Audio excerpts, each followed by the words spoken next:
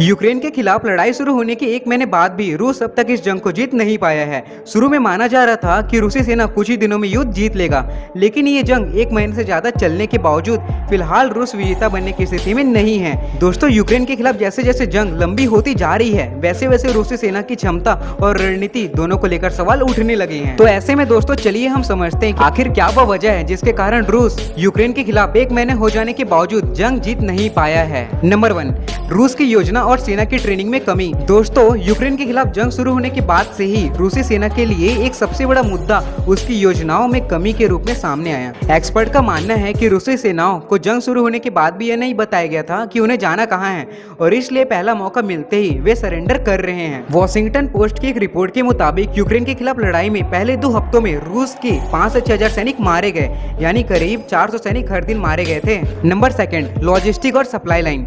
Ukraine की सेना ने इस युद्ध में सबसे ज्यादा निशाना रूस के लॉजिस्टिक और सप्लाई लाइन को बनाया है। इस वजह से भी युद्ध में बढ़त हासिल करने में रूस को काफी दिक्कतों का सामना करना पड़ा है। दोस्तों, रिपोर्ट ये बताती है कि यूक्रेन ने 60 रूसी फ्यूड टैंकों को नष्ट कर दिया है और उसने बहुत ही रणनीतिक तरीके से रूस के लॉजिस्टिक सप्लाई चेन पर हमला किया है। इससे रूस अपने सैनिक को उस रफ्तार से मदद नहीं पहुंचा पा रहा है जितना युद्ध में बढ़त के लिए जरूरी होता है। सप्लाई लाइन मिलिट्री सप्लाई वाहनों की एक बड़ी लाइन होती है जो आमतौर पर काफिले के रूप में चलती है। सप्लाई लाइन के जरिए सैनिकों के लिए खाना, मेडिकल सप्लाई और बारूद ले जाया जाता है। नंबर 3, पुतिन के द्वारा यूक्रेन को कमतर आंकना।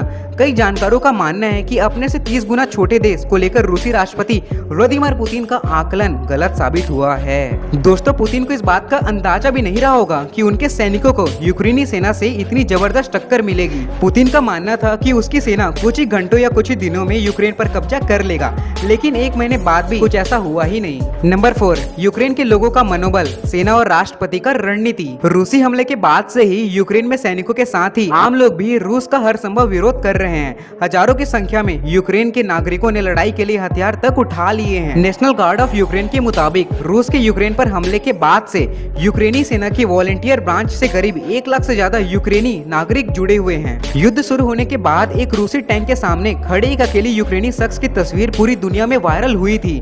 ये तस्वीर ताकतवर रूस के सामने यूक्रेन के लोगों के मनोबल का परिचय देता है। नंबर 5, यूक्रेन को अमेरिका और पश्चिमी देशों की मदद। अमेरिका, नाटो और यूरोपीय देश भले लड़ाई में सीधे यूक्रेन की मदद ना कर रहे हो, लेकिन दोस्तों, हथियारों और आर्थिक सहायता के जरिए ये सभी देश यूक्रेन की मदद कर रहे हैं। अमेरिका समेत नाटो और यूरोपियन यूनियन के करीब 20 देश यूक्रेन को हथियार की सप्लाई कर रहे हैं। नंबर 6, रूस का सेना पर कम खर्च। दोस्तों, रूस भले ही दुनिया के सुपर पावर में शामिल हो, लेकिन रक्षा पर खर्च के मामले में वह अमेरिका, चीन और भारत से भी पीछे है। रक्षा पर कम खर्च का मतलब यह है कि सेना के आधुनिकीकरण में कमी। 2021 में दुनिया में सबसे ज्यादा रक्षा बजट अमेरिका का था, जिसने 2021 में सेना पर $778 बिलियन खर्च किए थे। वहीं दूसरे नंबर पर चीन रहा था, जिसने सेना पर $253 अरब खर्च किए थे, और तीसरे नंबर पर था भारत, जिसने अपने सेना पर $72.9 अरब खर्च किए थे।